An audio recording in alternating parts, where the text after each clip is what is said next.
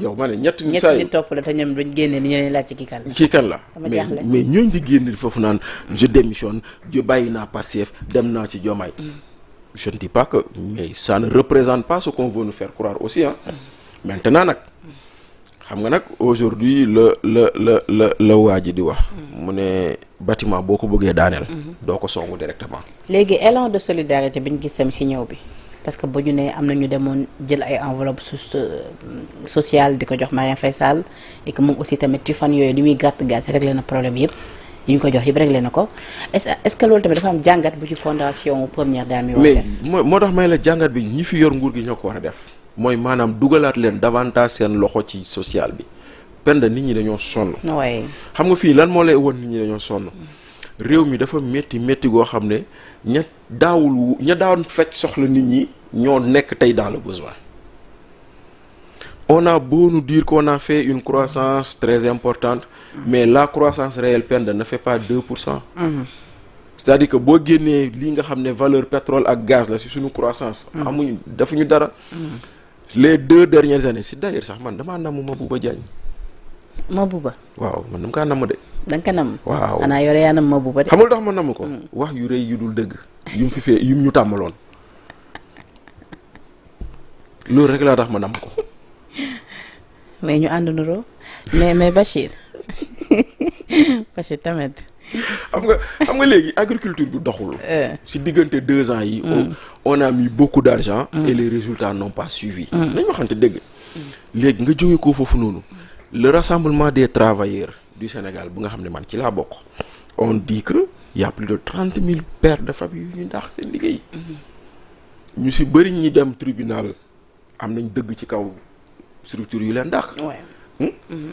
social bi amul. Marième Faye Sall la mu daan def ci social. ñi defuñu ko. parce que nag xam nga moo tax c'est là où ngay gis ni le discours populiste n'est pas bon.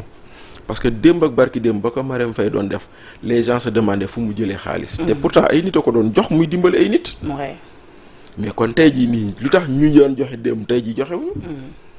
moo de ba mu ñëwee faj na soxla. faj na soxla yu mu fi fekk dem na. faj na soxla yëpp fay. yu mu fi fekk faj na ko dem na. voilà maintenant léegi nekkatul au pouvoir léegi lu mu doon loo lu mu yor fan la ko jëlee kon xam nga moo tax c'est y a des débats à ne pas poser. maanaam aujourd'hui les fondations elles servent à ça. les fondations dañuy dimbale état foo xam ne état mënu fa egg. mais ñi dañoo ñëw bourse familiale lañ njëkk a dagg. te ba tey jii nii bourse familiale daanaka si processus de delloo si waat ko la nekk. rôle tamit bi ci activistes républicains yi joué les Papi Kane. waaw Ablaye Yakhine Diop. waaw Gaynde Macky waaw ñoom ñëpp ñu mobiliser et pourtant bi ñu nekk ci réseaux sociaux di wax ñu bëri dañ jàppoon ni ñii dañuy wax mun leen jëmee fenn. waaw xam nga nag la communication a changé de paradigme. loolu ñu ko comprendre dañuy xam ni média am na c'est bien mais derrière les médias il y a ce qu'on appelle des médias sociaux ou des influenceurs ou des créateurs de contenu. ndaxte tey jii Penda yow boo defee live am 7 nit.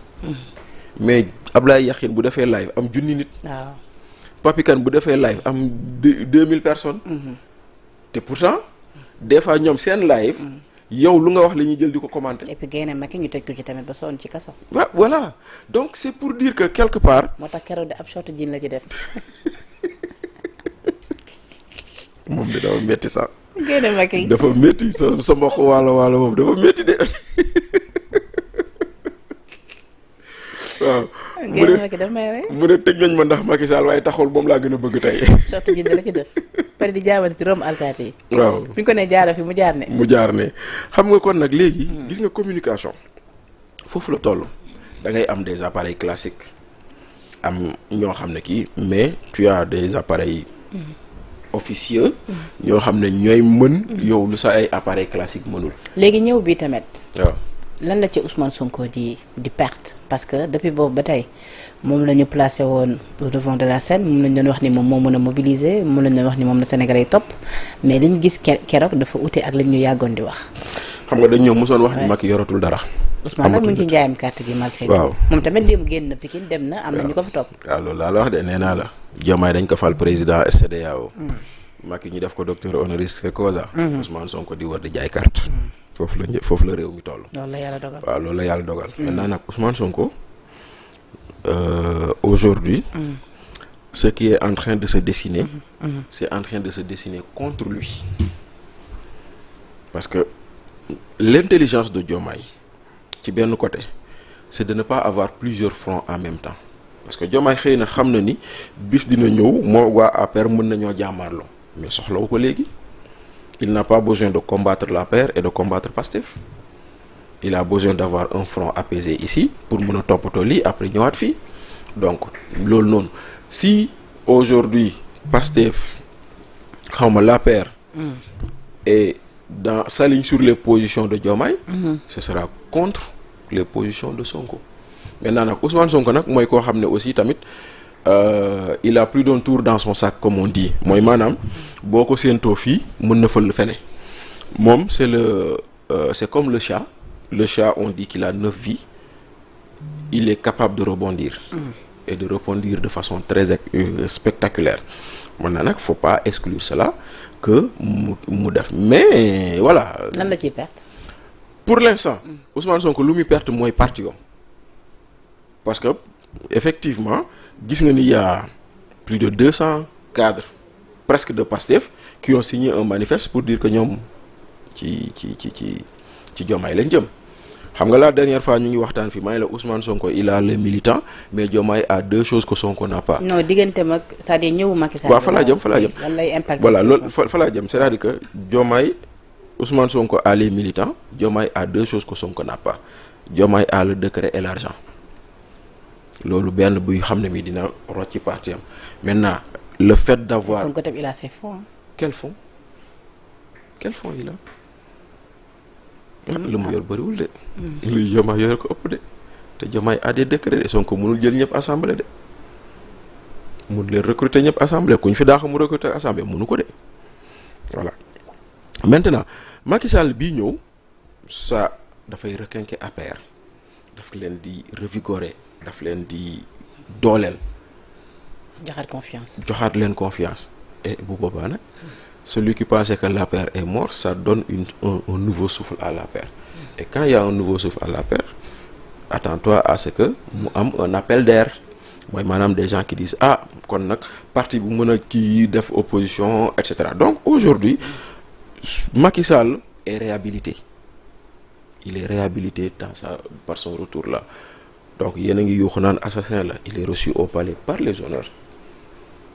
yéen a ngi yuuxu naan waxi dette cassée Ousmane Sonko moo taxaw ne ñu je n'avais pas tous les leviers ba may wax ci waxu dette cassée donc ñaar yu ko waroon sonnalatu ko maintenant nag aujourd'hui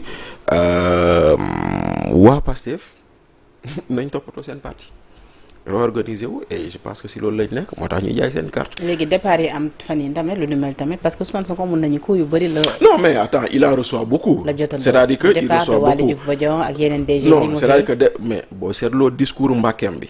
il avait annoncé ses départs mën nañ leen dàq ko ñoom ñëpp wala et cetera ak yooyu noonu et cetera parce que xam nga man xam naa ni am na koo xam ne Diomaye dàq na ko mercredi bi passé vendredi avant mercredi boobu daf ko recevoir oon pour xamal ko ni yaa ngi def sa liggéey dama bëggoon nga toog ko ni liggéey.